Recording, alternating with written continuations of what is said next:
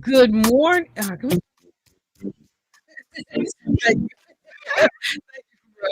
I appreciate it. I heard it and I meant to do it before I sat out at the mic. Good morning. Good morning. What's happening, family? Welcome to the show this morning. It's the show right here, WNOP AM 106. Say something real talk. Tired than a bug. Morning. All right. Oh, your man looks like he's well rested. Don't he look all well rested? Rested. I'm ready to go. Scared look all good.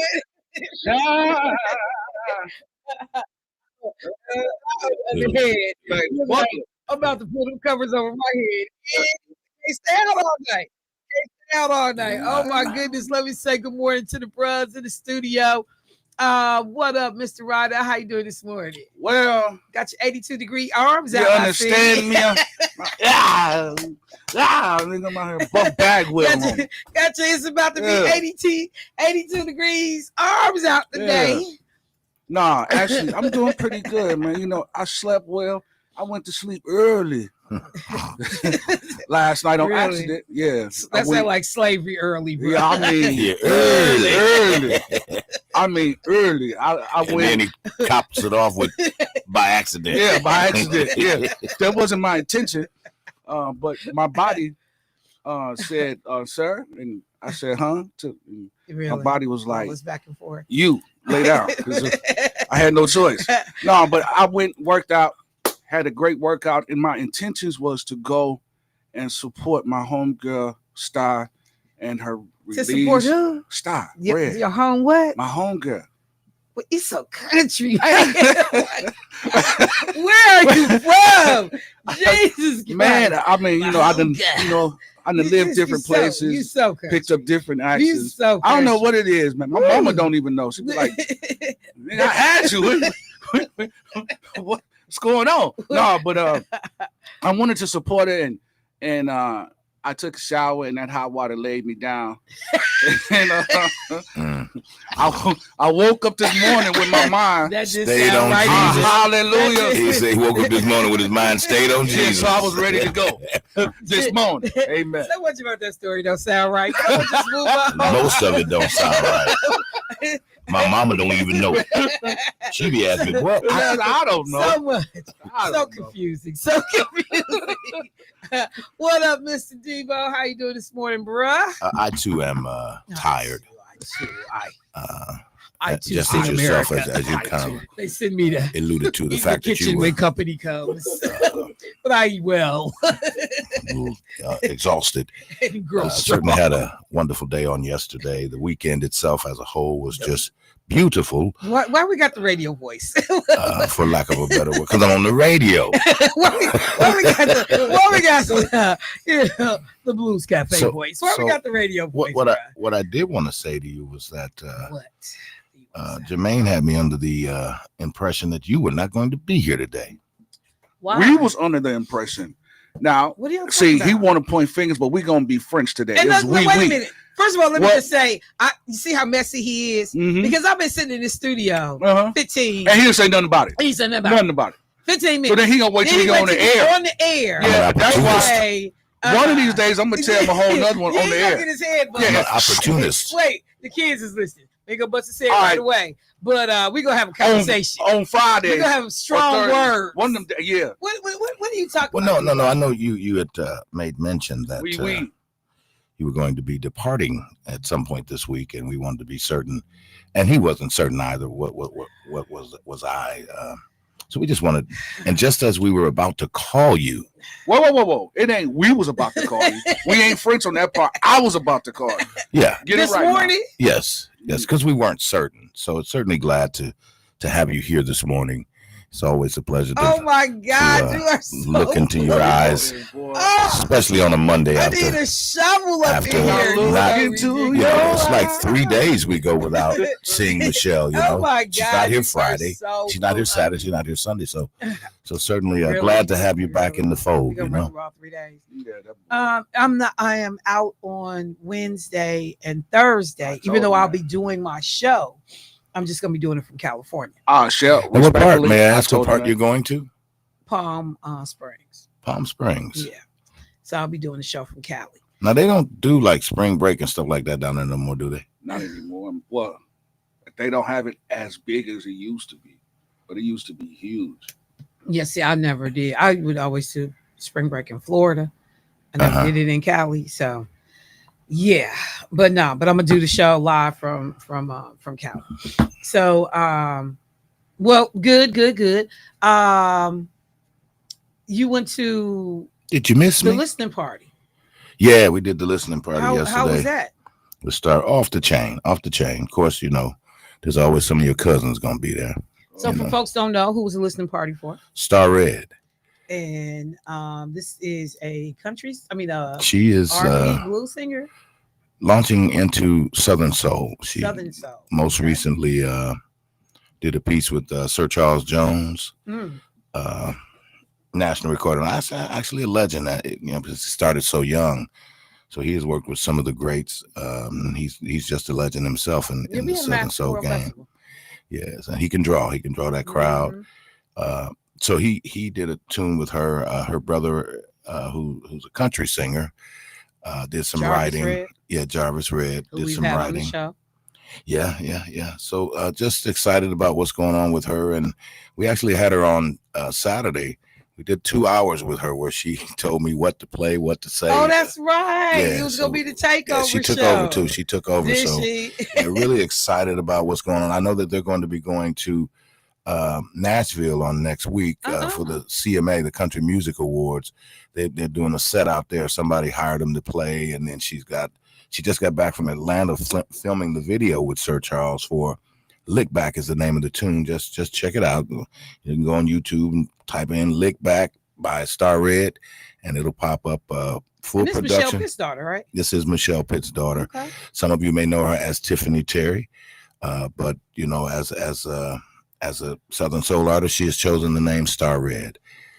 She made it clear on yesterday. I still love the Lord. The Lord is still working with me, and I ain't flipping. I'm just living.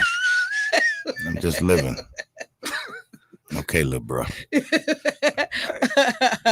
Well, I'm good. I'm glad to hear that everything went well with the show. I know I had saw the lead up to it. Looked like it was going to be a good time. Well, I am glad that it was a good weekend. Now, can I talk about your cousins right quick for a minute? Yeah. Now, what happened? Are you talking about cousins? No, man. So the event? It's a little Bobo them, huh? Little Bobo. Yeah. Junebug and them. They was all there. Baba Ann. Oh my God. Are you talking about the people who came to the list? Yeah, there was some Baba Anns there.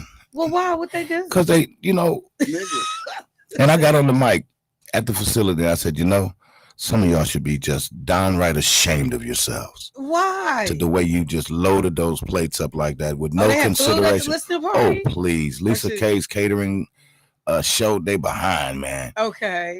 But the no regard for the fact that there are these other people here. It's just like what I see, what I want, I'm going to listen. They had so much food on the plate, they would turn around to try to walk away with it, and it would fall off. They had stacked so high. That's Debo, stop. That's I know they're your cousins. They ain't no kin to me. I don't know why people do that. We talked about that before. Like even folks say, I know why people do it. Why do they do it? Greed is called greedy and selfish. They selfish, and you see people standing behind you that's in line to get the same thing you get, but you pack your plate so much that you only care about yourself and you feeding yourself. So you take your selfish, greedy, gluttony self back to your seat with a plate full of unnecessary stuff. Yeah, totally. And then so many times you look over and they done throwed half of it away. Yeah, and they throw it away, but that's being greedy. Or you look at them and you like, you don't need none of that. Yeah, you don't need none of that. That's why you're in the condition you're in right now. You Blood pressure through the roof. None of that. Yeah, so but it was good. And upon leaving, when it was all over and the culmination had begun, right, Michelle. Oh my God, there was plenty of food left. But it's just the point that from a visual standpoint, you just don't do that. It's a bad look. You know, I mean, it's called etiquette. It really Exactly. is, especially when you like. I tell people I have been out and people be sopping their plates with their bread. Like, that's a whole nother look. man, I turned down a date because of that, man. You know, Turned down a date because of that. We was out to eat. I'm not lying. We was out to eat, And she sopped her plate. dude. She had the dinner roll and and the barbecue sauce on the plate. It starts. Dude. I said, waiter, check please. I'm not lying. Check please. I'm never calling you ever again. I can't bring you to my mom. I have been sitting next to elected officials, high-ranking elected officials, who took their bread. And they was not black, but they took their bread and they start circling that plate and stopping. And I literally, it was two different events. I hit both of them on their arm, like, man, stop that! What is you doing? You don't do that out in public. Hey, but just imagine being on a date. Oh, I can't. Let me just tell you. It wasn't first day, was it? No, it was the first It date. had to be because he had never seen it. Waiter, can I get the check, please? Hey, Got the check. but I'm gonna tell you, And people don't appreciate you paying attention. I was out with somebody and the food came and they was a messy eater. So food was all over the counter, all over the plate. I was looking like, what the? Oh no! Yeah, gotta go. Can't do this again. Gotta go. I can't take you nowhere. And you'll see that you live it all like nasty. Like, and I'm the kind of person I'll tell you, like, I can't do it. I can't do it. You know, we in public, like, like if we was at home and you cooked dinner. No, No, wait. Now, if we was at home and we've been in it for a while, and okay. Been in work for a while. I don't even want to see you do it at home. I messed up. I get it, but just imagine sitting it out for the first date. For the first date, you like, you know, and it's like, this may be silly, but you know, my mama done raised us. You don't even eat everything on your plate. Right, you got to leave something. And then though you don't have morsel. two arms on the table neither. Like you put one of your arms underneath, but you. And then you want to talk to me too? While you eat? Why you? This date is over. I'm going home to ESPN. I would rather. This date is over. I swear to God, it is over. But it make me think of my son. My son, this was, and I love this boy. He was in high school. And he went out on a date with this girl, and he said, "Mom, she was so rude to the waitress and out of pocket." He called her family. And was like, "I'm gonna need somebody to come get her, because she can't even get back in my car with me. I'm so heated with this girl right now with her behavior. She can't. No. Somebody need to come get her. I can come get her, because she can't even get back in my car." Understand that, because there was a situation a while ago that I went out and I was ordering my food. And after the waitress walked away, the young lady said, "I don't like you having conversations with her. It seemed like y'all was flirting." Oh my God. First of all, this is our first date, me and you. First of all. My God. Secondly, I'm a outgoing person.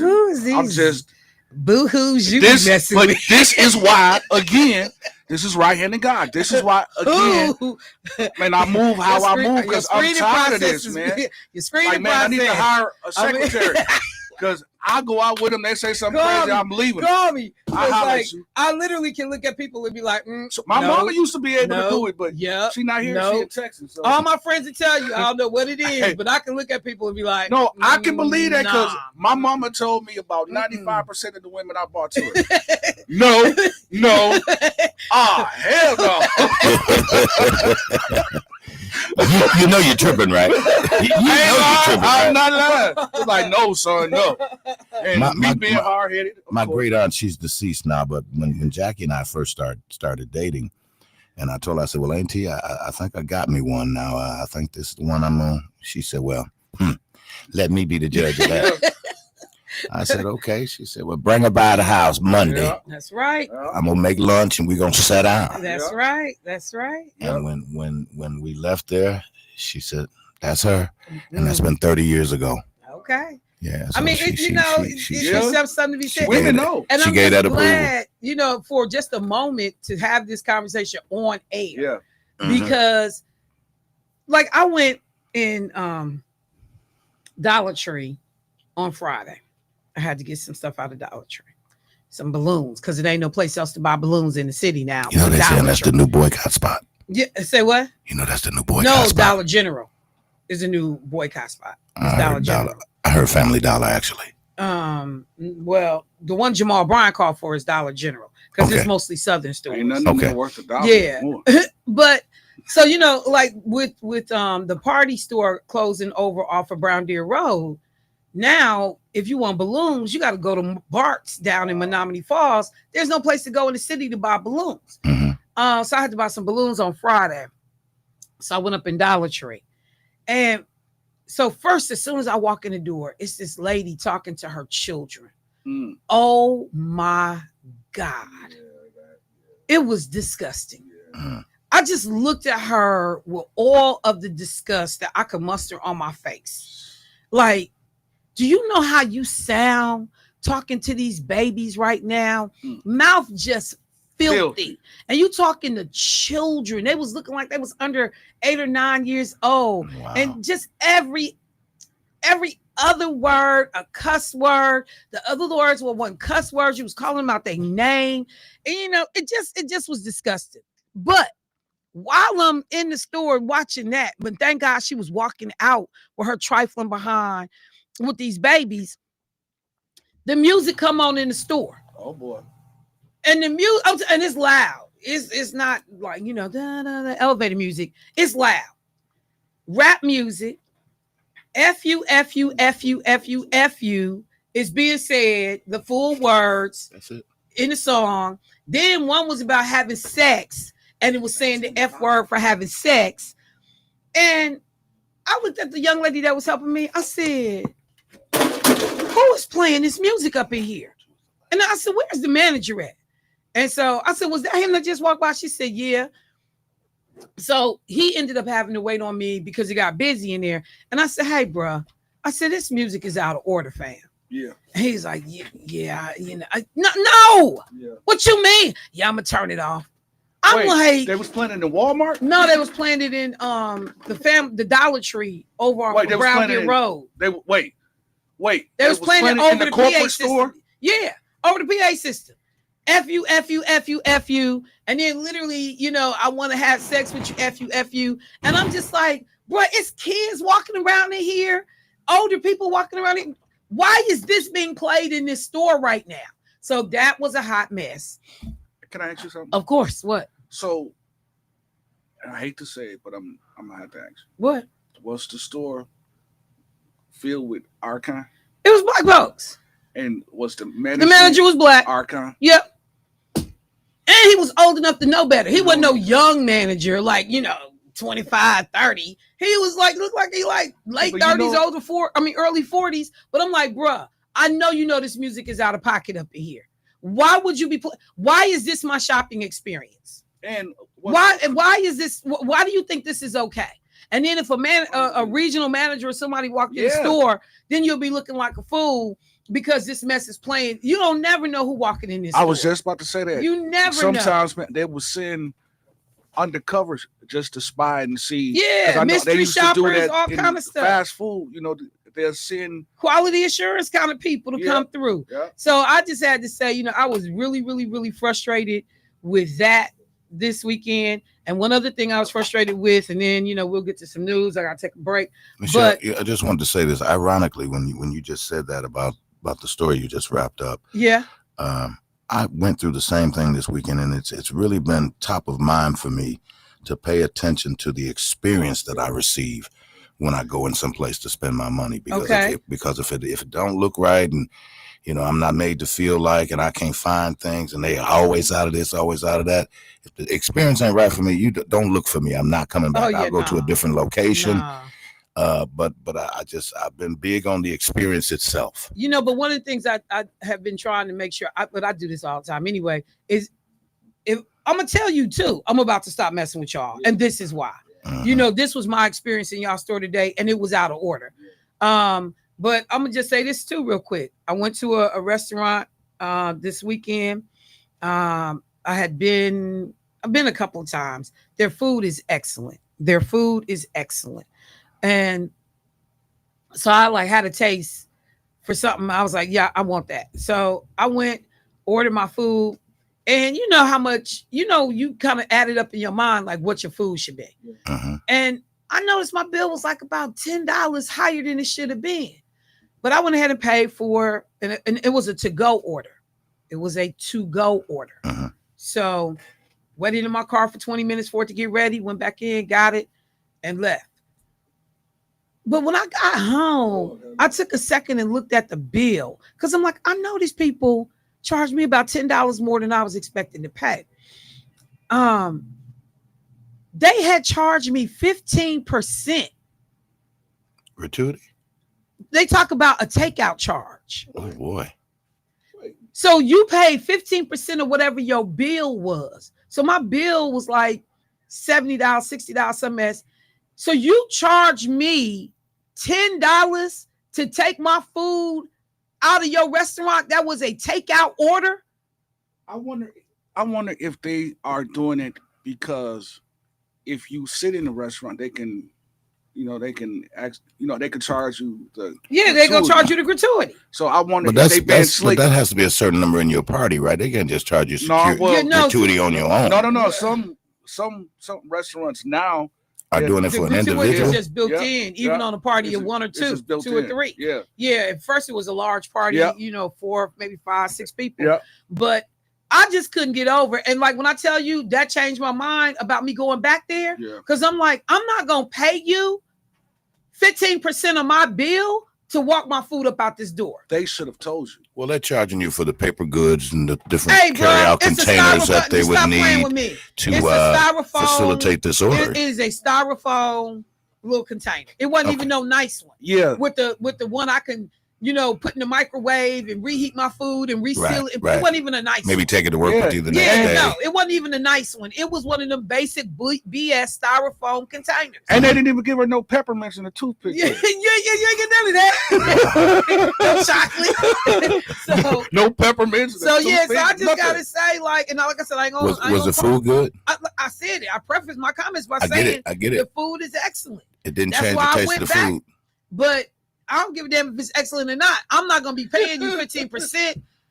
So I'm like, so if I had ordered, because I had called Keisha, I said, Keisha, I'm down here. You want me to get you something? This Negro talking about, give me some lamb chops. Hold on, fam. Oh, it's $1,000. Plus 15%. All right. So I'm just telling people, and I know some people listening that know what business I'm talking about. Man, y'all need to stop that because I won't be back. I can't give you no extra 15%. And you ain't even giving me a quality carry-out container. You giving me just some styrofoam mess. Let me go to the phone line. Hey, caller, what's happening? Hey, Michelle, it's Deanne. How all of you doing this morning? Hey, Deanne, how you doing this morning, sis? Fine. I've been to restaurants where they'll put on the bill a service charge. Yeah. That's what they call it. A service charge. A 15% service charge. That's what they called it. Right. But if you calculate that service charge, that's what the first part of the tip is. Exactly. And I figured that out. I was about to say a cuss word. And so I asked them, and they say, oh, that's to pay health insurance. No. A lot of waiters and waitresses don't work full time. Right. But they getting paid a lot. And I'm like, wow. Yeah. So if that's on there, I don't pay a tip because that's part of it.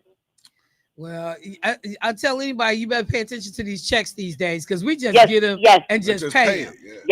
But and then I'll tell you this. I don't know if y'all go to Gianelli's Pizza. And I'm not trying to give them no plug. I go there at least maybe once every 4 to 6 weeks because Monday and Tuesday is the deal. About 6-7 weeks ago, now they charge 3% if you use a credit card. I make sure I pay cash. 3% ain't much, but I'm not paying no extra. No, a lot of people are doing that because they now passing those processing fees because they pay a processing fee. Yeah, but why pass it on to the consumer? They do it. They do it all the time. And people been doing it. They just didn't tell you that. They just build it into their prices.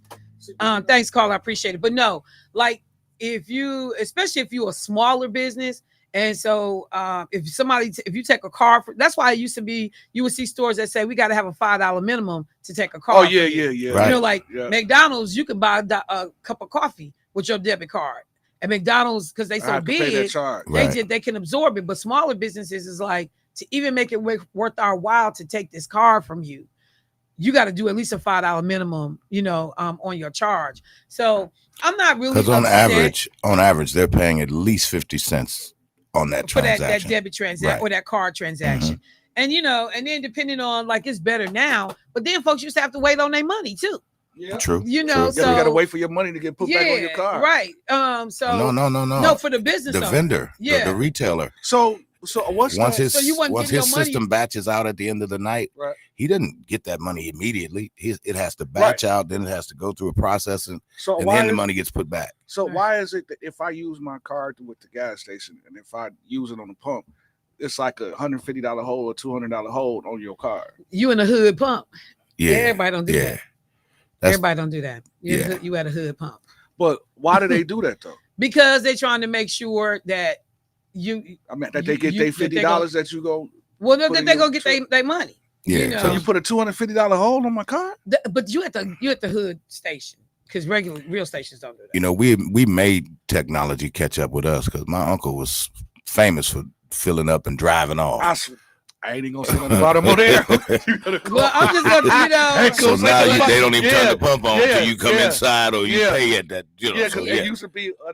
See, all that's hood nonsense. Y'all didn't have that when you. I mean, dog, I know exactly what you're saying. I know what you're saying, but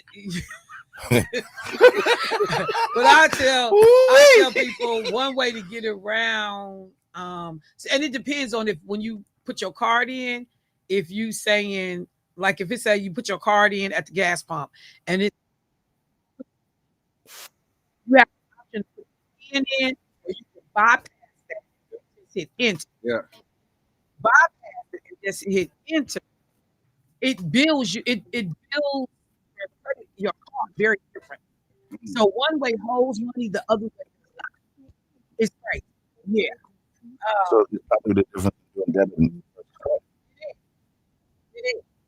You do it versus, like, and I hate to say, I ain't even gonna say that. Hey, all right, John. I'll be right back. Make sure you. We used to do it. I said it was my uncle. Yeah, your uncle's place next to me. We got to take a break now. We'll be right back.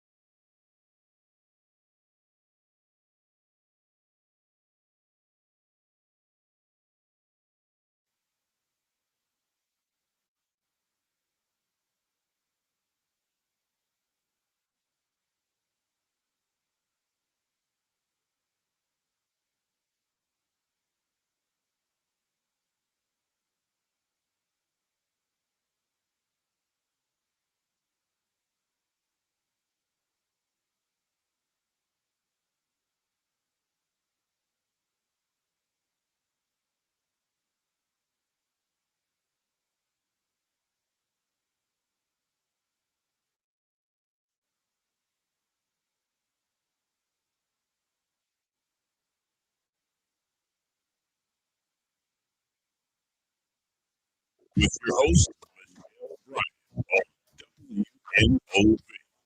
All right, folks, welcome back to the show. Let me catch this caller that held through the break. Hey, caller, what's happening? Hey, good morning, Michelle. How you doing? I'm good. How you doing this morning, bro? All right. I want to tell you an experience I had at an automotive store the other day. I walked in, and the employee was eating one of them big waffle ice cream cones, and right at the counter. And I went up to her to ask what I wanted. She was showing me.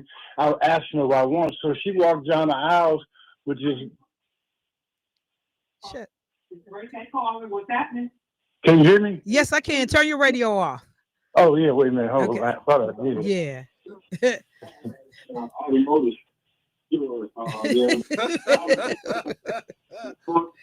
Okay, we good? Yeah, we good. Go ahead. All right. I walked into an automotive store, and the woman was eating a big waffle ice cream cone. And she waited on me. She walking down the aisle, sticking her tongue in his cone with one hand, with one carrying the cone down the aisle. When I checked out, she couldn't even put my items in a bag. Another employee had to put my items in a bag. Because she eating ice cream. She was still eating. Eating ice cream and a wide open. I'm like, it was two other people there. Why couldn't she go in the break room? And she didn't see like it was nothing wrong with it. She thought it was cute. Yeah. And I'm like, she couldn't. She took my money. Everything was like she was one arm, you know. And I'm like, wow, this is crazy. And nobody's saying nothing to her. And I started to say something to her, but I I'm just sure it's put a in that policy food. of that company that there is no eating allowed on the sales floor. I'm sure that's a policy because that's almost standard everywhere. But it also should be common sense that you shouldn't do anything like that. Exactly. She had no problem with it. She had a long fingernails in her hair. And I'm like, you know, it is sad that young folks don't know how to work. And then the wrong person would have came in and saw her sticking her tongue down in that cone. You know, then if they had said something out of line to her, she'd have been upset about it. But then on the other page, too, about the chips, you know, down at the casino, they used to give you a count, and you could spend that count. Now, a certain percentage of that count automatically goes to the person that's waiting on you, which I don't think is fair. And I think it also deters a person from giving you the best service, because if they already know they got a chip included, you might order some food or whatever, and you don't see the waitress again until you get ready to leave. They'll come back out and say, do you need this? Do you need that? Or whatever, because they already paid, you know. So, you know, to me, that I think if they earn their chip, they earn it. Some people don't understand the chip game. Some think that, you know, they making their money, they're getting paid, but that's another show. But one more thing, Michelle, when you talk about voting again, can you explain a situation about why every so many years they got to have a vote for black people to vote? And is it only the black people that got to pass a law for us to vote? I will definitely explain that. Definitely, bro. I got All right. And I just don't understand why nobody brings that up in the political arena when it comes time. It literally just came up the other day. I don't know where I was, but somebody, that's why I cannot believe that you said it. Somebody literally just said this the other day. And what is he referring to? The Voter Rights Act? Yeah, that it has to be renewed. Yeah. So yes, I will. Is that just for black people, right? Is that just for? No, well, it was for everybody else because we. I thought it was just for black people. No, because the only people that like basically had their rights unencumbered was white folks, and like when we got the right to vote, everybody else, so Hispanic, Latinos, Asians, everybody else came in with us on the Voting Rights Act. That everybody got to. So yeah, but we're the face of it. So yeah, but I'll talk about it. Michelle, is that because it's an act and not a law? Say what? Is it because it's an act and not a law? No, I mean, because the language, don't get hung up on the language act, because like we can have acts are bills become, when they get passed, they become an act. Mm-hmm. And so that is a law. It's the same thing. But no, it's because just by design, the way they set it up, they didn't have to set it up like that.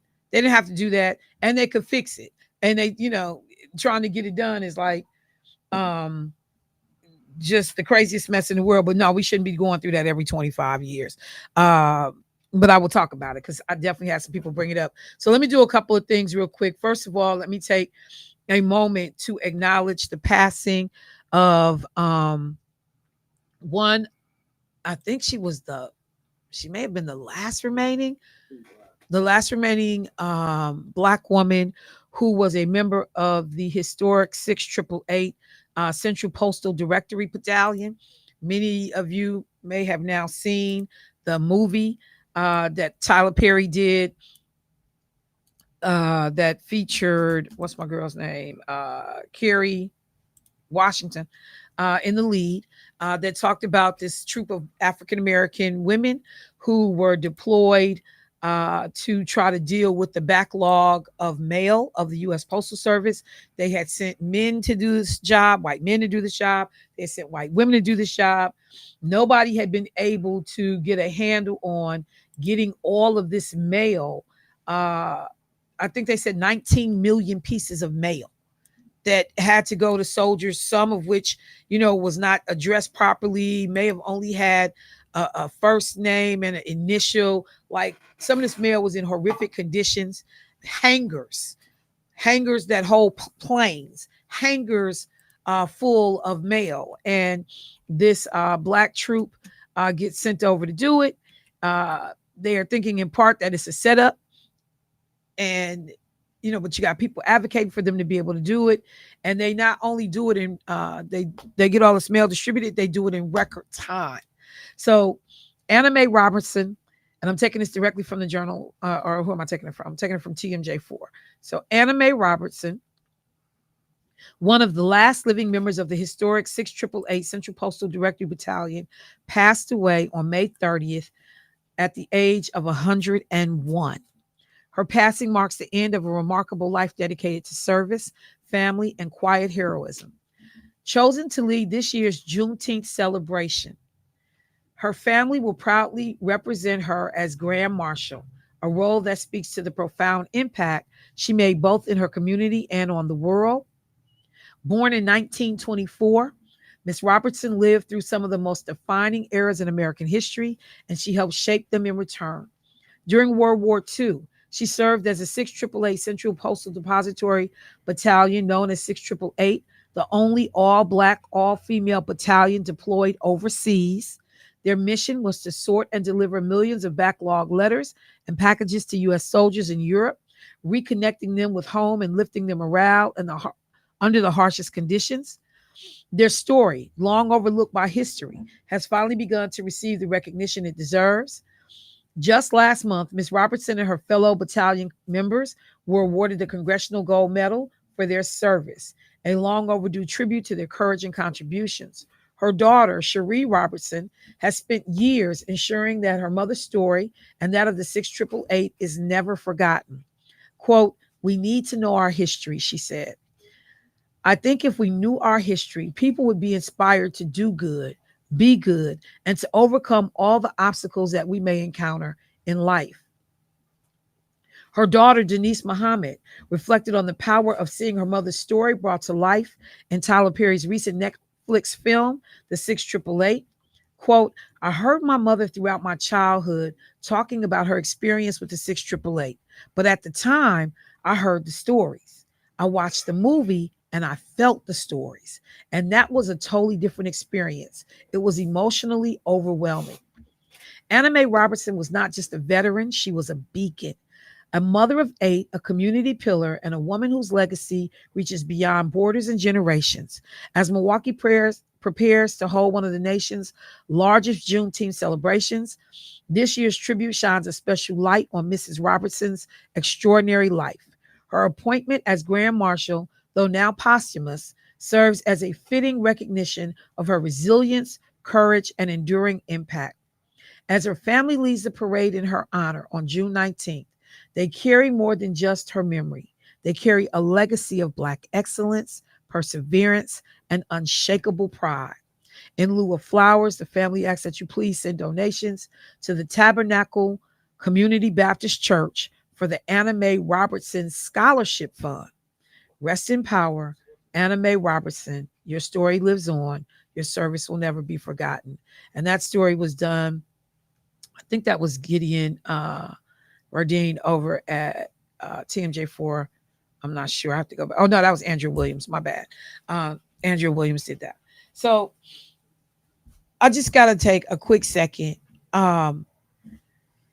because the HBCU Alumni Association just had their annual dinner and awards program this past Friday. Okay.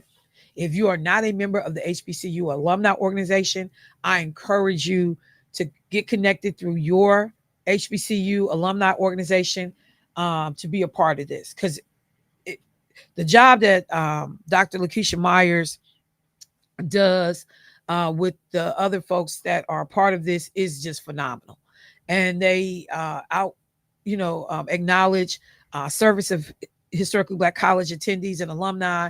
They provide scholarships. They do the whole 9 yards. And one of the recipients this year of an award was a brother by the name of Daryl Williams. Daryl Williams, who works for DPI. A lot of he's a member of Omega Psi Phi fraternity. A lot of people know this brother. If you go to a community event, you see a brother walking around with a camera, most likely is Daryl. We have other brothers, obviously, that are photographers in the city, and a couple of sisters. But Daryl is one of these people. He is front and center at a ton of events. He's not a professional photographer in terms of I'm taking pictures to sell to outlets and da. He is there because he is documenting the history of our community.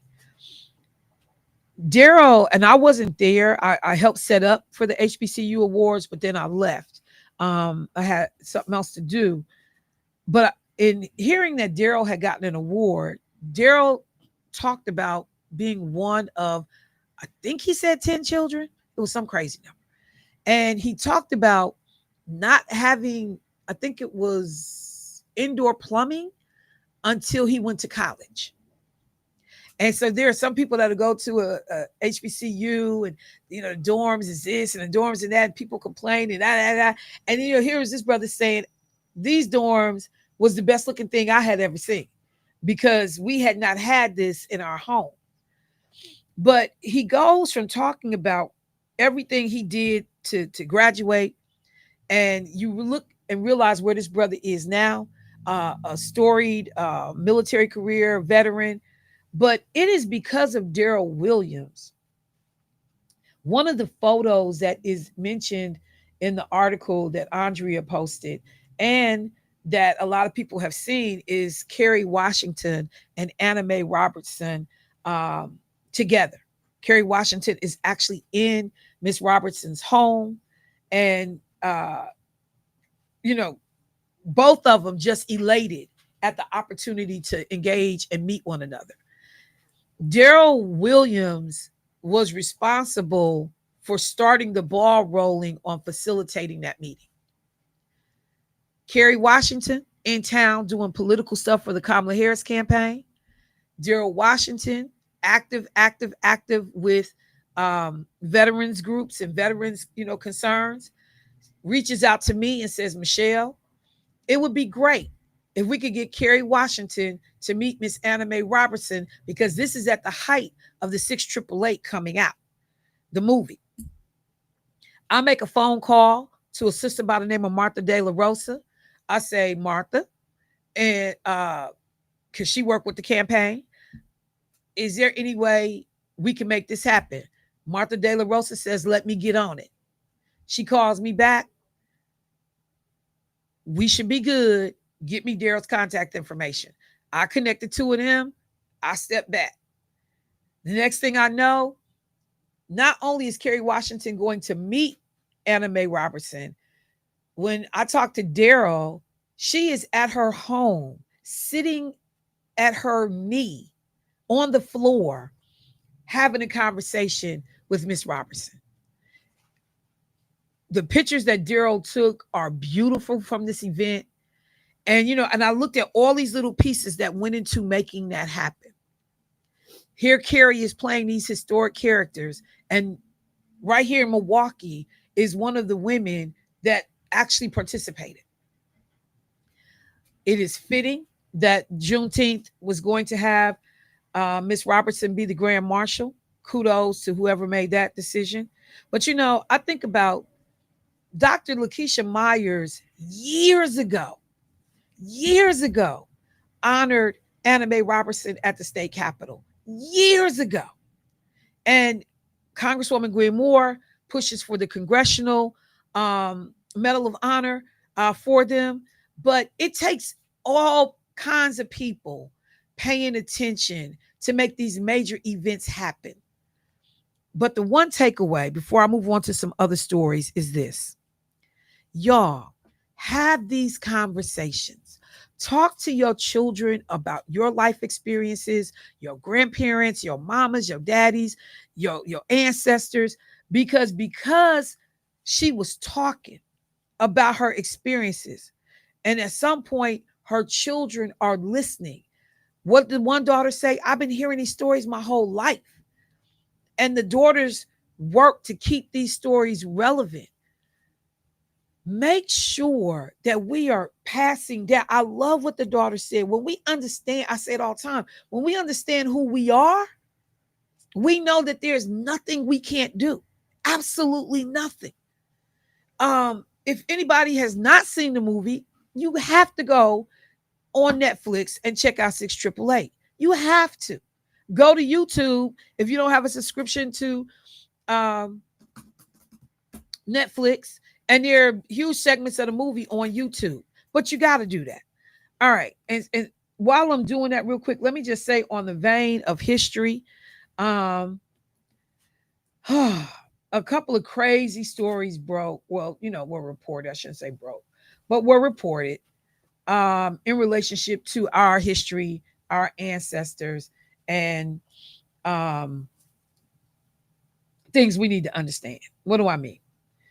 For those of you that pay attention to the news, you have now likely seen the story that on so many levels is a sickening story, but we know that this stuff happened more than 150 years.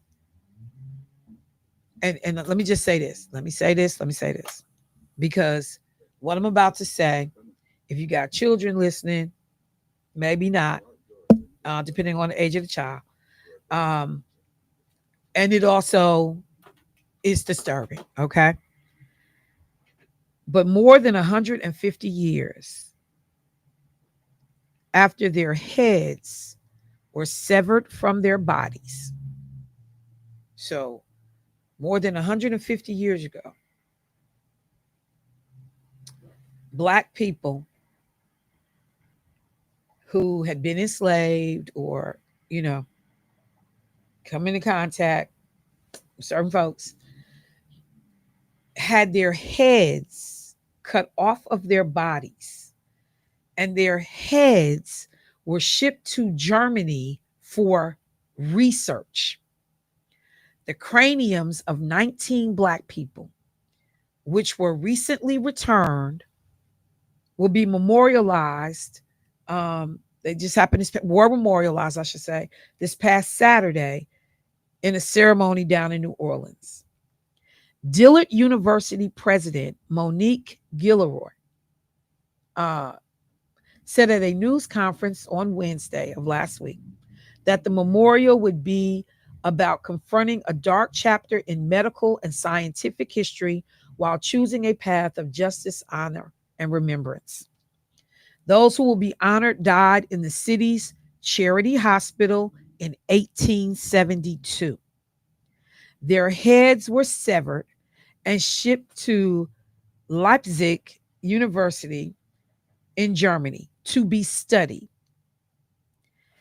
This was a common practice at the time, as researchers sought to confirm their unfounded theory that Black people's brains were smaller than those of other races, therefore making them inferior. Quote, they were stripped of their dignity, Guillory said, and over a practice rooted in racism and exploitation. They were people with names. They were people with stories and histories. Some of them had families, mothers, fathers, daughters, sons, human beings. They were not specimens, she continued, not numbers. The heads were returned to New Orleans about a week ago after a 2-year journey, said Eva Baham, a retired Dillard professor. Representatives from Leipzig contacted the city in 2023 about their existence in Germany, where the university houses a skull collection dating to the 1800s. The school is in the process of repatriating or sending back skulls to their original locations. That initial call set in motion the creation of the Cultural I can't get the word out now. Repatriation Committee led by Baham. Quote, we're not talking about them as if they were skeletal remains. We want to honor them by calling them the individuals that they are. Dillard, a historically Black university, welcomed the opportunity to be a part of this, quote, very sensitive acknowledgement of our people, that they are here. A visitation will took place on Saturday at Dillard's Lawless Memorial Chapel, and they also had a service. Laid to rest will be the remains of. Now, these are the folks. Laid to rest will be the remains of Adam Grant, Isaac Bell, Hiram Smith, William Pearson, Henry Williams, John Brown, Hiram Malone, William Roberts, Alice Brown, Priscilla Hatchett, Marie Louise Mahala. No, I'm sorry. That's just one name. They didn't have a last name for this sister. Marie Louise, someone else named Mahala, Samuel Prince, John Tolman, Henry Allen, Moses Willis, and Henry Anderson. Two of the other people of the 19 could not be identified. The committee tried in vain for 2 years to contact descendants of the victims, but had no success. They did learn some information and found their names listed in municipal death records almost in succession. Quote, in those records, the records list what they died from, how long they had been in New Orleans. We have people who were in New Orleans from 1 hour in 1871, 1 day, a week, 2 months. And all that's very important.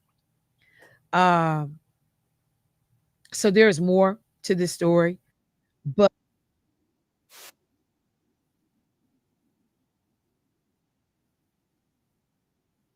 and I'm gonna talk about Harvard quickly this morning.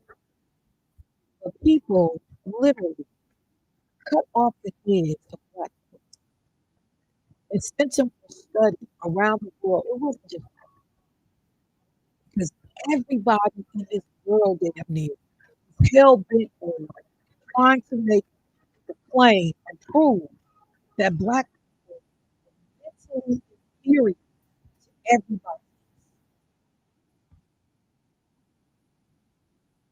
around the world. And that some of these remains are in institutions till this day.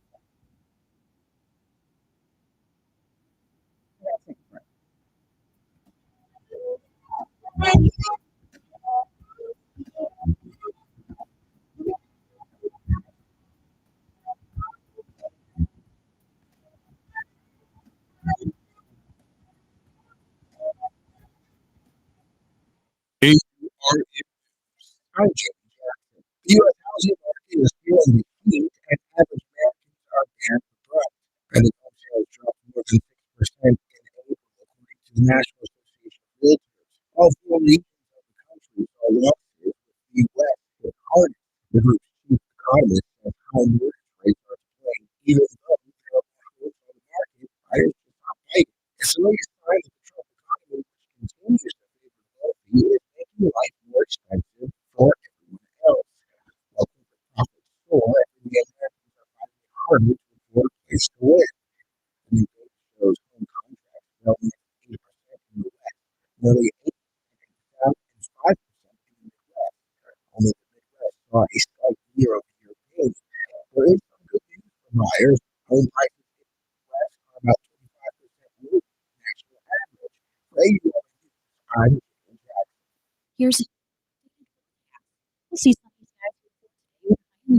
Cities, winds out of the south around 5 to 15 miles per hour, and 4 tonight partly cloudy with near 63. Like Wednesday, a chance for showers and thunderstorms here late, increasing cloud cover by 82 degrees. And by Wednesday, a chance for showers and thunderstorms, cloudy skies, high of 62.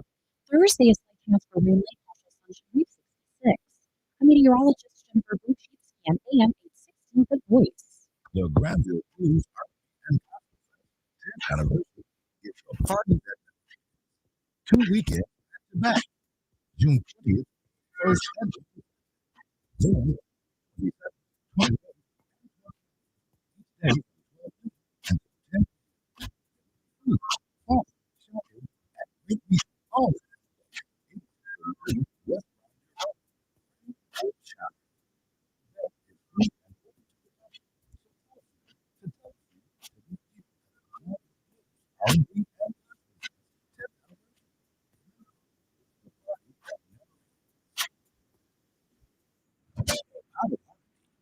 Ways to win are endless. Another chance to capture epic cash and prizes comes Friday, June 27th. It's the season that happy blockbuster drawings. Watch your record. As automobile treasures on Balance Valley come together for drawings with $300,000 in cash and prizes is there for the taking. Be there to win your share. June 27th only at Colorado Casino Hotel Resort. More info. Must be 21 years old to play. Hey, so it's being spread. Local and national youth and civic topics and matters youth most.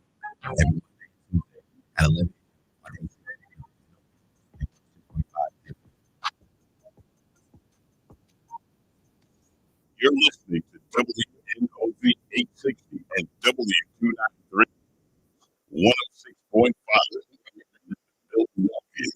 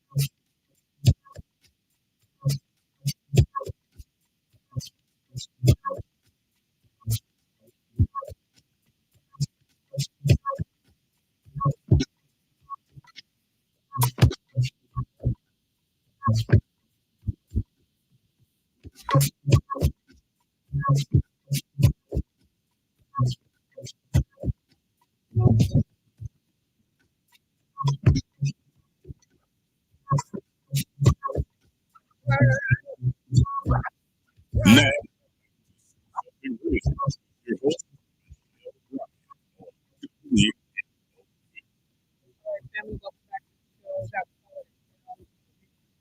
Hey, caller, what's happening? Hello? hang on, Michelle. I got to take you off speaker. Okay, no problem. Oh, my phone acting goofy. Can you hear me pretty good? I can. Good morning. Good morning.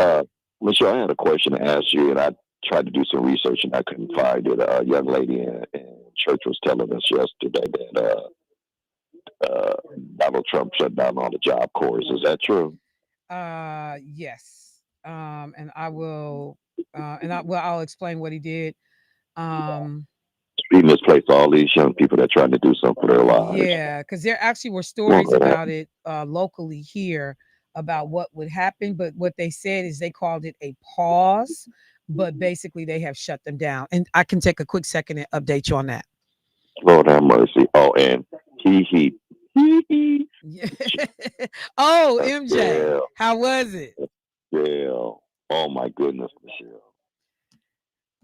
How did the kids respond? They enjoy. They didn't really get into the talking parts, Right. but the actual music. Okay.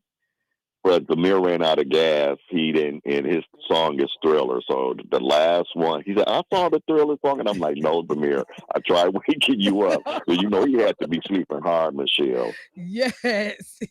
Yeah, So because he it's missed a that lot. one. It's a lot. Yeah, it's a lot to You know, sit through for that. little kids, you know Right. that's kind of long for little kids, but Did he get they to at least enjoyed. see him pop out at the end?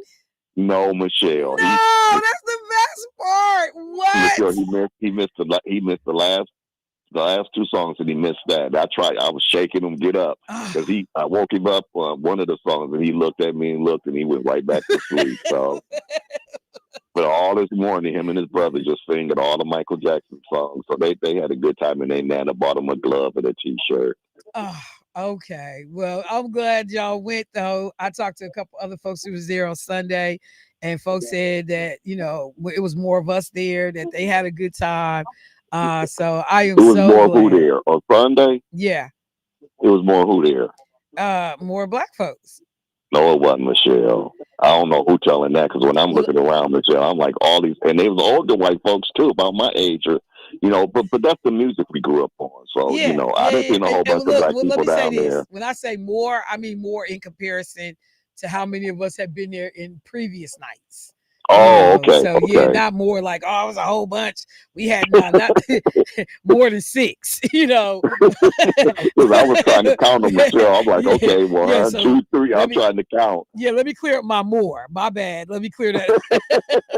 But yeah, they really, and I was kind of looking at their Nana this morning because she let him take his little T-shirt and the glove out of here, and I'm like, I don't know if that was the move, but hopefully he'll come back home with it. Trust me, he go protect it with his life. It's all right. We'll see. All right, thank you, All Michelle. right, thank you. I appreciate you, bro.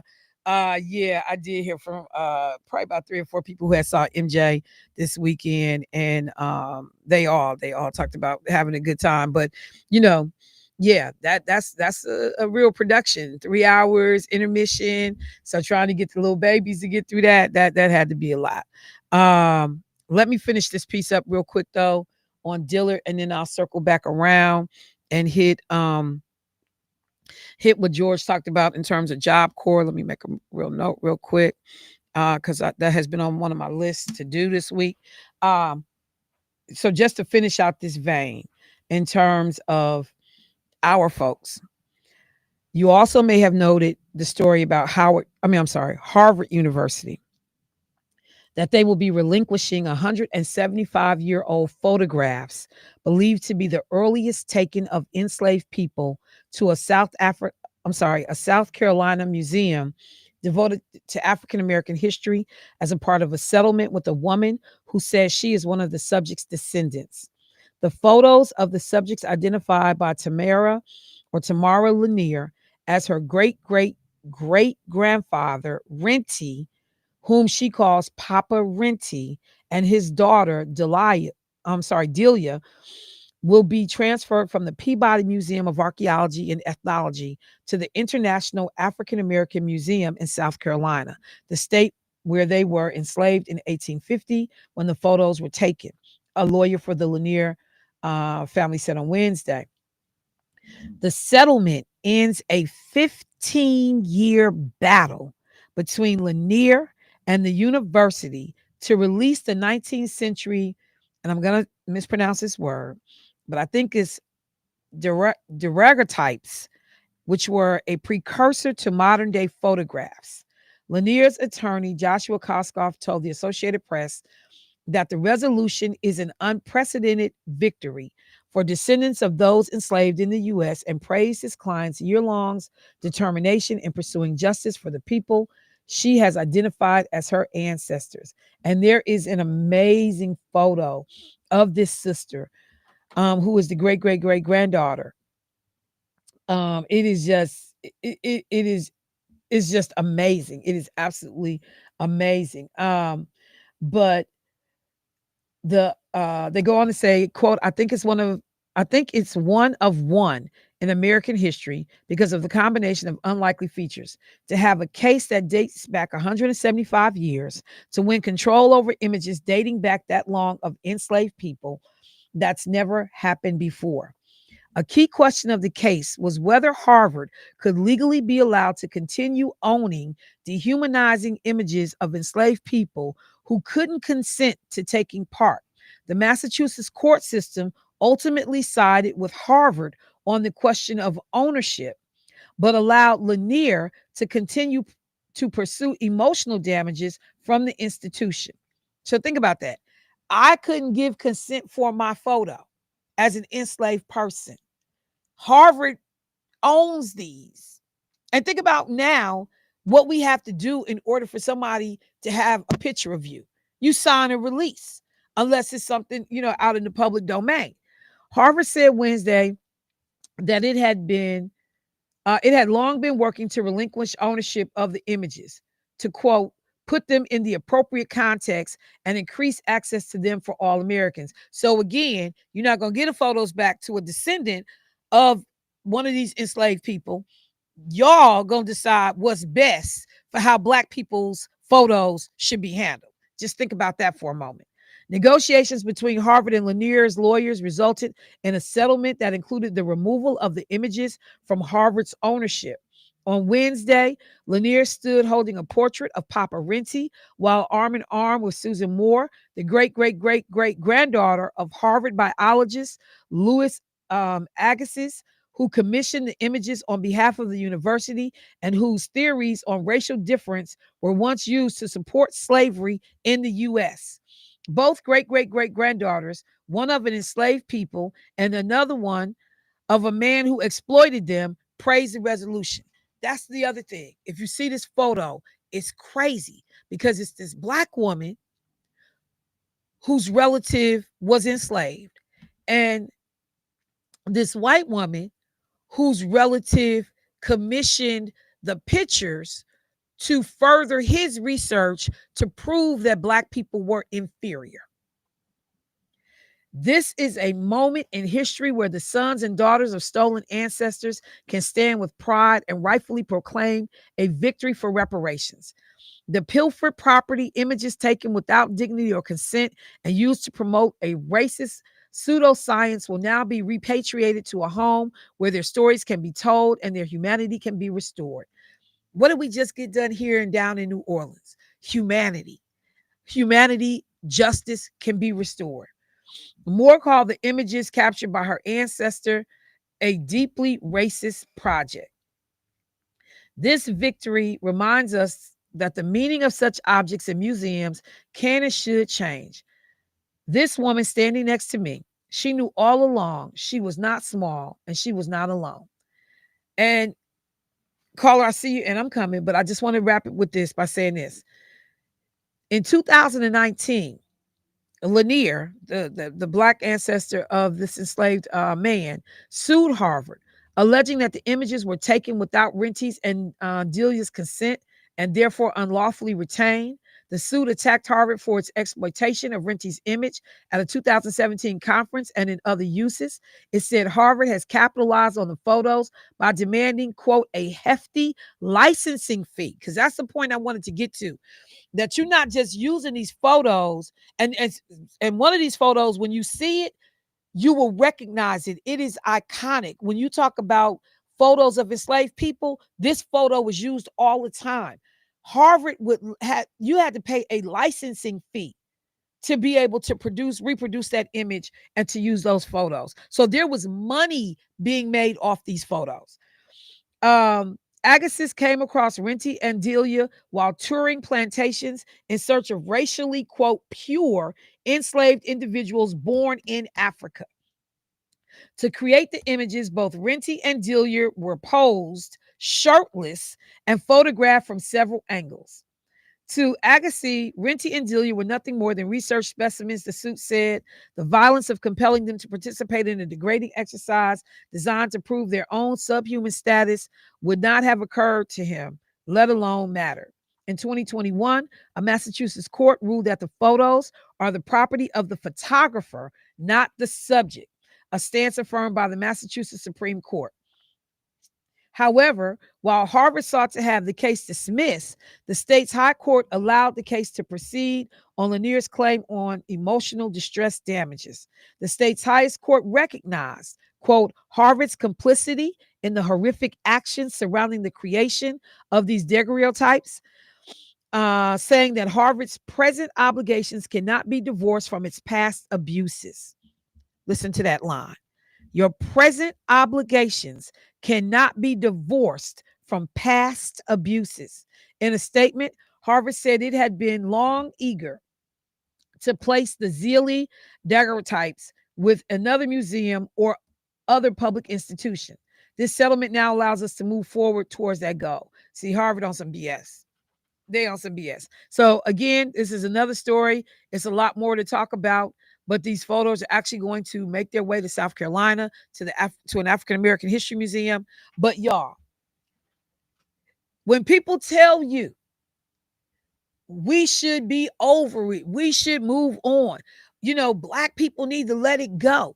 And we're still learning how people financially benefited, the harm that was done, the abuses that were done. And then you got somebody up here dismantling diversity, equity, and inclusion because, you know, when Jamal Bryant, who has now started his next campaign of a company he's targeting in Dollar General, says these stores are located primarily in rural, Southern, and in Black communities.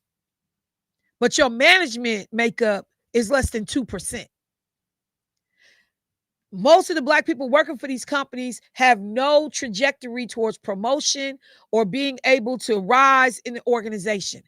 But you make your money off these people. And Dollar General sends out this little slick statement. You know, we not here to serve some others. We here to serve all others. So I was like, oh, you going to talk crazy? You going to talk crazy. Because you're not taking Dollar Generals to the suburban, wealthier communities. You're going into marginalized, poor communities. That's where you go. Let me go to the phone line. Hey, caller, what's happening? Hello? Hello? Okay, yeah, hang up. Tyrone, call us back, bro. I saw you on hold. Give us a call back. So these things have to be talked about, y'all. They absolutely have to be talked about. And I want to use this to connect the dots to what we just saw in terms of a attack. And let me just see. Let me pull it up.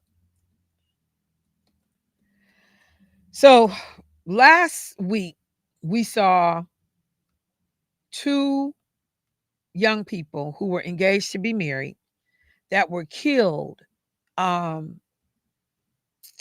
I think it was the Washington, D.C. area. And the individual that killed them talked about free Palestine. We've now seen a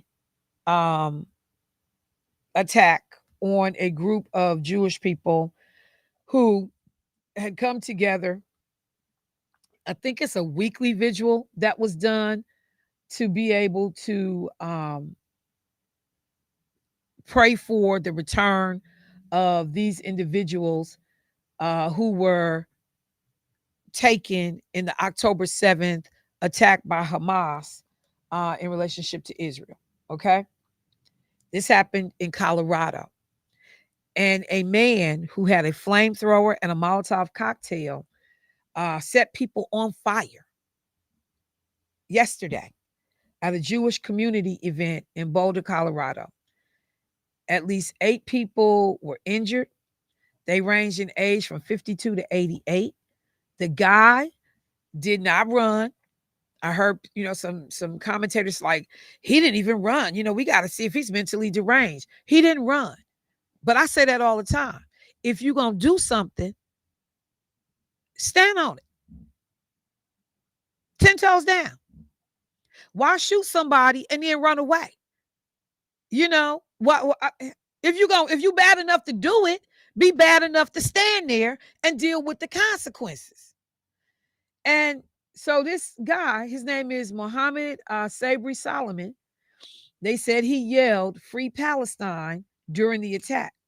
He had other Molotov cocktails that they suspected, he was going to throw those as well before he was stopped. He had applied for asylum in the U.S. and was denied a visa to enter the country in 2005. So he illegally overstayed a tourist visa. Community leaders, everybody, this anti-Semitism has to stop. Anti-Semitism has to stop. I'm going to say this. It's going to be, widely unpopular, but I've said this before. Benjamin Netanyahu believes that if he kills everybody connected to Hamas, that you will make Israel safe. You will not. Because there will be people who will never forget the indiscriminate murders of Palestinian people that you have done along the way to try to make Israel safe. Let me reframe that. I've said consistently, you cannot kill 30, 40, 50,000 people because 1,200 people got kidnapped and think that this is going to be okay with folks. It's not. I've said before, you notice how we no longer get the death toll numbers out of Gaza because they realized this was a PR nightmare, because we were able to say 40,000 people have been killed, 30,000 people have been killed. And you want us to continue to mourn the loss of 1,200 people, and rightfully so, but you cannot do that at the expense of killing 40 and 50,000 freaking people. And the ones you're not killing, literally, you starving them to death. And if you're not starving them to death, you blowing up everywhere they live. These people have no place to stay. They stand in the streets. You throwing and dropping food into an area for enough for 8,000 people when it's 1 million, 2 million people that need to be fed. And then they just talked about whether or not it's true that Israeli soldiers shot and killed 31 people at a food drop site. Doctors are saying we handle people who were shot in the head and in the upper torso. Israel is saying we ain't shoot nobody. We did not shoot nobody. My point being this: the same way Black folks have not forgotten slavery, are still fighting for wrongs of the past. This granddaughter, great-great-great-great-great-granddaughter, coming back and saying, we've been able to trace it. That's my great-great-grandfather. And y'all was out of line for what y'all did. This 175 years later. You will never make Israel safe doing it this way. You will never make Israel safe doing it this way. You are creating a breed of people that are going to hate y'all. And not hate y'all because they anti-Semitic, hate y'all because of the way y'all have killed these people. See, everything that's done to Jewish people ain't because I'm anti-Semitic. I don't like the way you do business. I don't like that the loss of these Palestinian lives don't seem to rise to the same level of concern that the lives of Jewish people rise to. Everything ain't anti-Semitic. Some stuff is just y'all the hell out of order. And we clearly see the difference in treatment and how the different groups get treated, both in the press, both in coverage, in terms of who we mourn, who we feel bad for, which stories make it out, who financially is supported. So the stories that I'm mentioning, The fact that folks down in New Orleans went to the trouble to have a burial ceremony for these 19 skulls of formerly enslaved people who had been decapitated for scientific research. But it was people that still felt that, still disgusted by it, angry about it. As long as there are Palestinian people, they will not forget the way this whole thing has been handled and executed. They won't. Israel will never be safe, because the way Benjamin Netanyahu has chosen to execute this war is reckless. Let me go to the phone line. Hey, caller, what's happening? Hey, good morning, Michelle. Good morning, Tyrone. Thanks for calling back. Oh, no problem. I was thinking two things. Some of that stuff you talked about when they were experimenting on black folks' brains. They did that in World War II under Hitler also. Yes. When they roved into North Africa and captured during the wartime, and they have studies of the brain at that time too. Remember, because one of the studies said black people could never fly. That was the knock against the being able to fly, and the Tuskegee Airmen disproved that.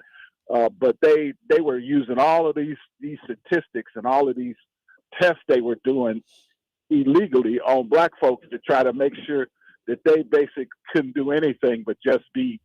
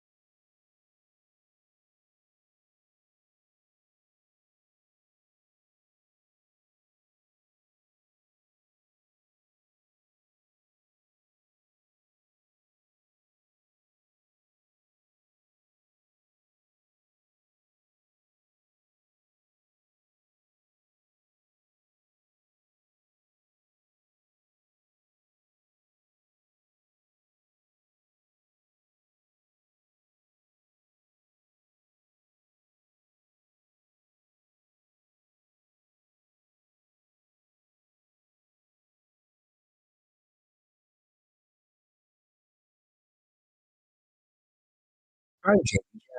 The U.S. housing market is feeling the heat, and average Americans are behind the brunt. And the new sales dropped more than 6% in April, according to the National Association of Realtors. All four regions of the country saw losses, with the West hit hardest. The chief economist says our mortgage rates are playing, even though there are margins, buyers just not biting. It's the latest sign of the Trump economy, which continues to favor the wealthy, is making life more expensive for everyone else.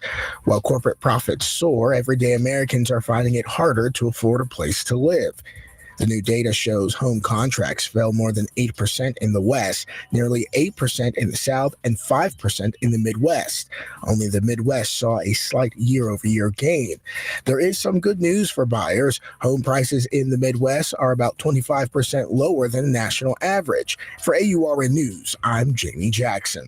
Here's your updated forecast. We'll see sunny skies here for today with a high in the upper 70s. Winds out of the south around 5 to 15 miles per hour. Then for tonight, partly cloudy, a low near 63. By Tuesday, a chance for showers and thunderstorms here late, increasing cloud cover, high of 82 degrees. Then by Wednesday, a chance for showers and thunderstorms, cloudy skies, a high of 62. Thursday, a slight chance for rain late, partial sunshine, high of 66. I'm meteorologist Jennifer Wojcicki on AM 860, The Voice. Consumers everywhere are rediscovering the benefits of buying locally produced food. Not only is it fresher, tastier, and more nutritious, it's also good for the local economy. And did you know the Village Hearth and Artisan Hearth hamburger and hot dog buns and rolls you love are baked right here in the Midwest? With the state-of-the-art bakeries and facilities throughout the Midwest, freshly baked buns and rolls are delivered fresh every day to your neighborhood grocers. Village Hearth and Artisan Hearth buns and rolls, locally baked, delivered fresh daily. Are you struggling with child support issues? We are here to help. Whether you're dealing with order modifications, arrears repayment, or need help with your case, we are just a call away. Connect with Milwaukee County Child Support Services at 414-340-0247. Our team is ready to provide you with resources to modify your order, clear old warrants, assist with employment search, or help you understand the details of your case. Don't wait. Let us get your child support issues back on track. Call 414-340-0247 today.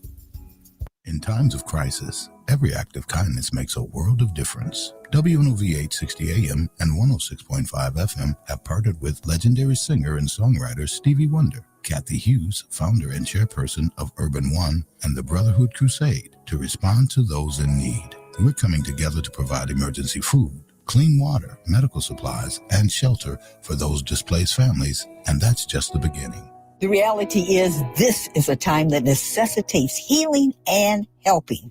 Dr. King reminded us that what affects one of us affects all of us. So even if you don't live in California, the misery and deprivation that the wildfires have caused requires us to respond. Through prayer, we accept that regardless of the enormity of the situation, God is always a way maker. But we also know that we are called upon to be the physical manifestation of God's loving mercy, and we do that by being of assistance to others. Regardless of our individual ability to help, we all can do something to make the challenge of having to start over just a little easier. So please visit www.brotherhoodcrusade.org. Make a contribution. The Brotherhood Crusade is an LA nonprofit with over 57 years of service. That's www.brotherhoodcrusade.org. Your donations will help rebuild homes, restore communities, and bring hope to those who need it most. Join us. Make a difference today. WNOV 860 AM and 106.5 FM, together with Urban One, Stevie Wonder, and the Brotherhood Crusade, changing lives, one act of kindness at a time.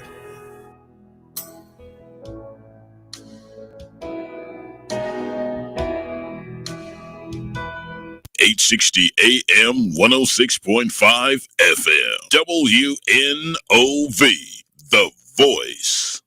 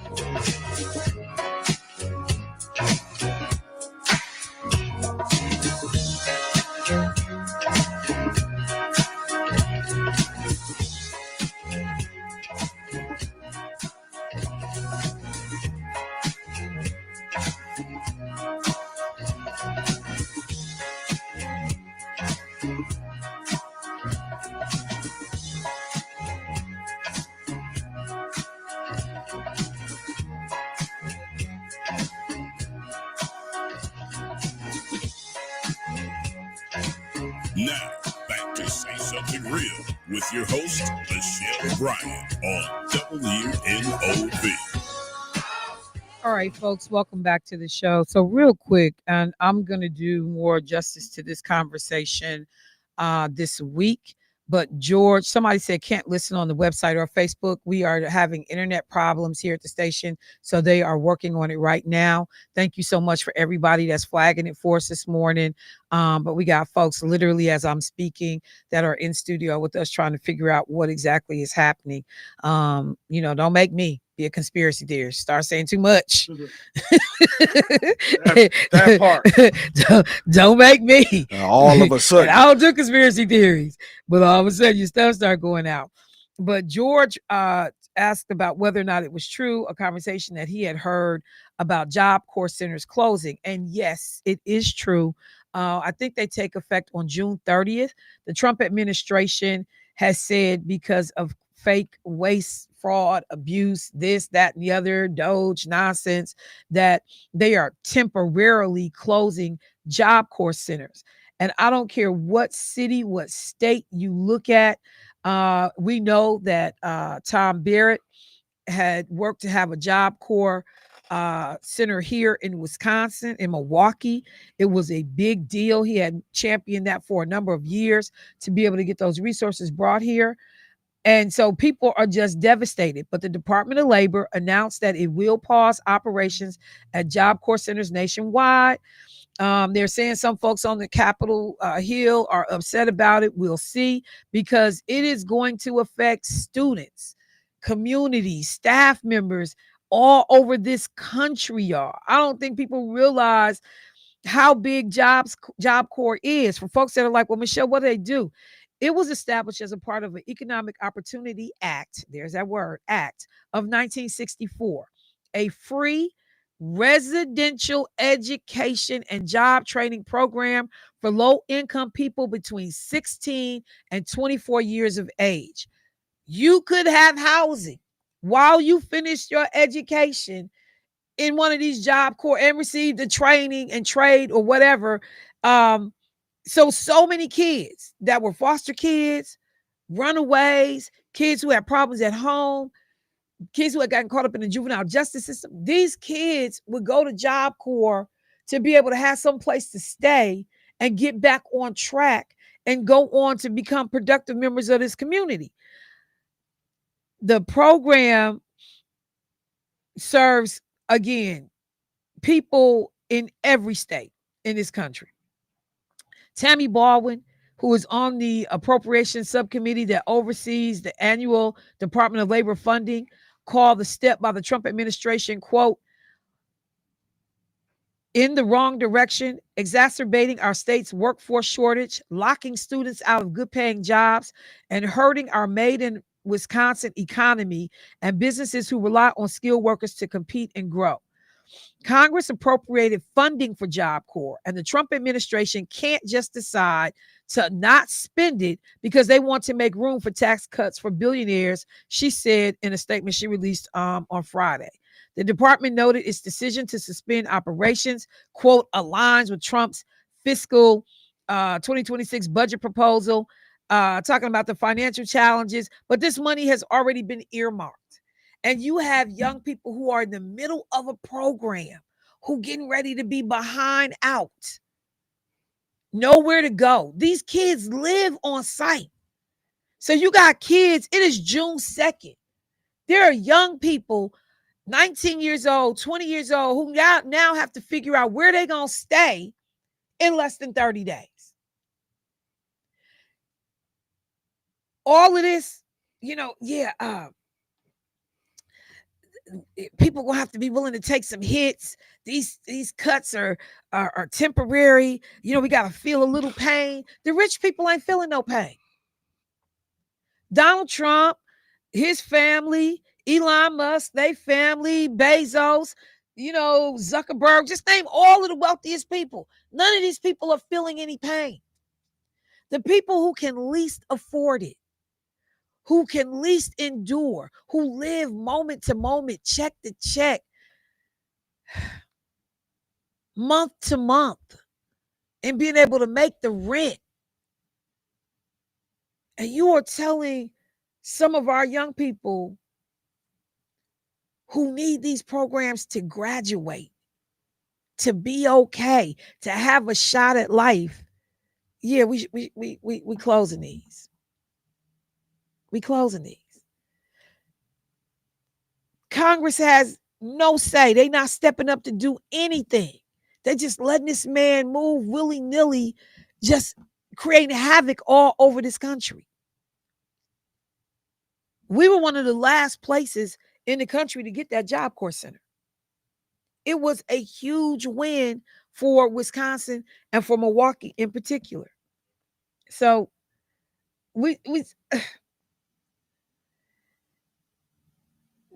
they are trying to say, you know what, this is what the program costs. Look at the benefits of the program. Look at how folks are able to thrive because of the program. So, yeah. So I'll get into more details, what this means, but there are a lot of young people that are absolutely in trouble right now, all over this country. Black, white, Hispanic, Latino, Indigenous, they serve everybody. You just want to ask some of these folks, when you was voting for this dude to get back in office, now what is it you was voting for again? Because it can't just be immigration. What else was you voting for when you thought that this was a good idea? And so we got to talk about that. But let me do this. I want to end here. There is a great article today in the Journal Sentinel about a sister who I'm trying to bring it up. A sister who is all about literacy, getting more young people reading, advocacy. Talked about the company that she works for, and I can't find it now, of course. Let me see if I can find it. But I was talking to Keith Paris's wife, Rhonda, last week, and she was talking about a reading list that their granddaughter, or granddaughter, might as well be, for all purposes, the baby was going to be reading. She was participating in a school thing, but we're also talking about summer reading lists. I was talking to Atlas's mom last night about Atlas's summer reading list. Now, mind you, he's now going to the first grade. He just graduated. So he's going to the first grade. But he has a reading list for this summer. Barack Obama puts out his reading list for the summer. Oprah Winfrey, reading list for the summer. I got like 2 books I'm trying to read this summer. And you ain't gonna get no lists. It's gonna be 2. But they hefty books. They like real pages, like 500 some pages each. But I just got 2. But I had to laugh because I went to go find. If you are someone that is not doing this, I encourage you to think about it. To create a reading list for your grandson, your grandbabies, your children, and see to it that these kids get through 4 or 5 books over the course of the summer. Now, y'all know I ain't gonna act right. So I went to go look for the reading list for for Black children. I'm sorry, that's what I'm looking for. Hang on, because I'm trying to see if it comes back up because the internet was messing up. But I'm looking for the reading list, and I got I don't know why. I don't know if it's the algorithms, but I got the by any means necessary reading list for Black kids. So Schomburg Center for Black Liberation reading list for kids. So they put out books. Y'all, I was cracking up because I have bought Atlas probably 50% of these books of the 41. A is for activists. Bought that at Congressional Black Caucus. Beautiful Blackbird. Black is a rainbow color. Boycott Blues. Beautiful illustrations. You just bought that. Like, Atlas ain't ready for that yet.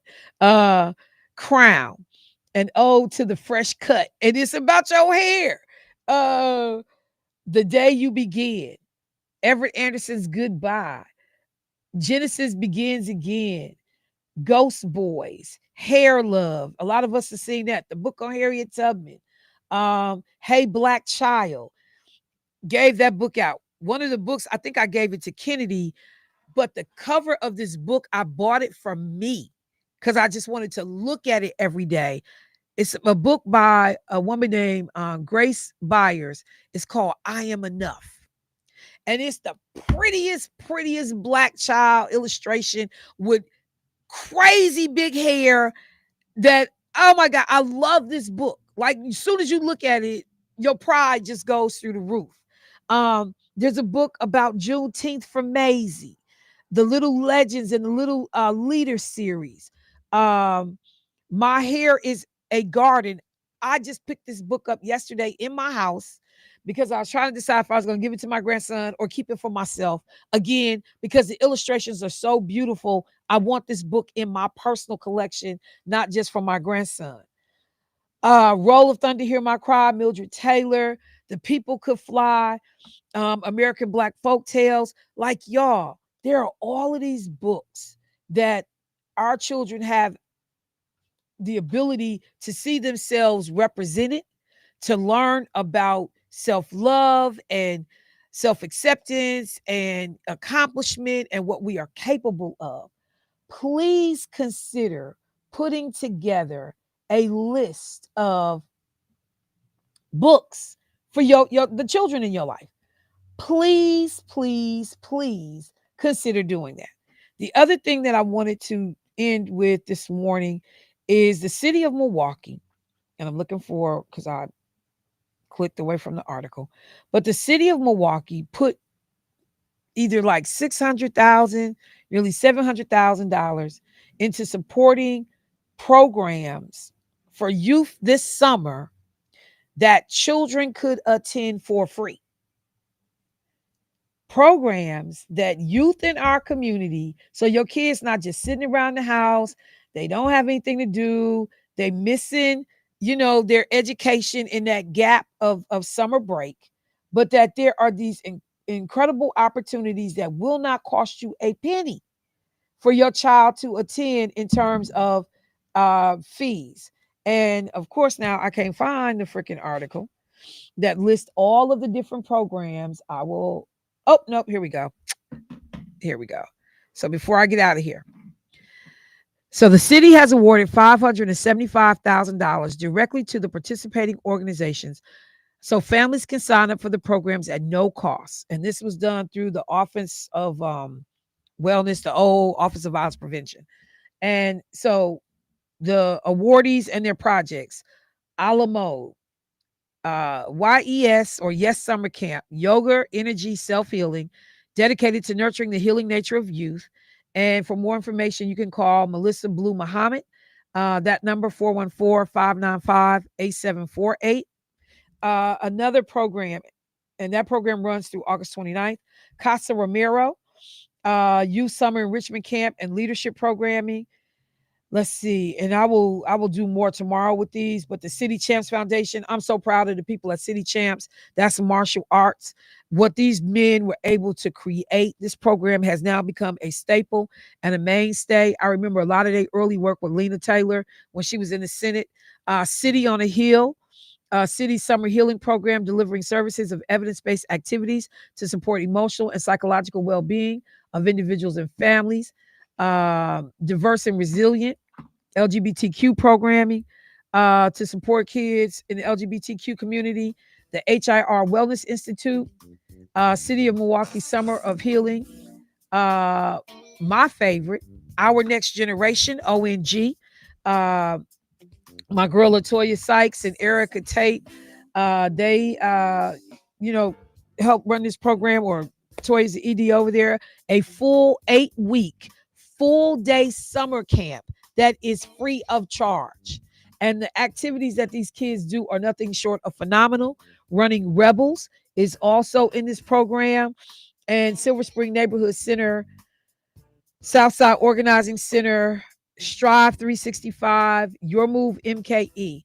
This is an article that is in the Journal Sentinel today. If you want more information, please reach out to the station. I will make sure that I let you know. And I will end here. I just got this this morning from Keon's sister, Tyra. There is going to be a program on June 14th. All Lives Matter, Breaking the Silence, a free men's mental health and wellness fair happening from 11 a.m. to 2 p.m. At a place called The Missing Piece, 3248 West Brown Street. Resource boost, fitness, health screenings, financial literacy, real estate, fatherhood initiatives, nutrition, mental health, substance abuse, counseling, and more. I will talk about this again tomorrow, but Keon's sister and family is doing everything possible to keep Keon's group, the Village Group, alive. The work is being done. I want to make sure that we support this family and what they're trying to do to honor this brother's memory and legacy. The book list, real quick, somebody said, can I tell you where to find it? It is called Schomburg. Schomburg Center's Black Liberation Reading List for Kids. Schomburg Center. All right. That's the show. I got to get out the way. What up, Mr. Paris? Looking all crunchy. Thank you. Thank you, Mr. Rideout. Thank you, Mr. DeBoe. Mm-hmm. I will talk to y'all tomorrow, family. Peace.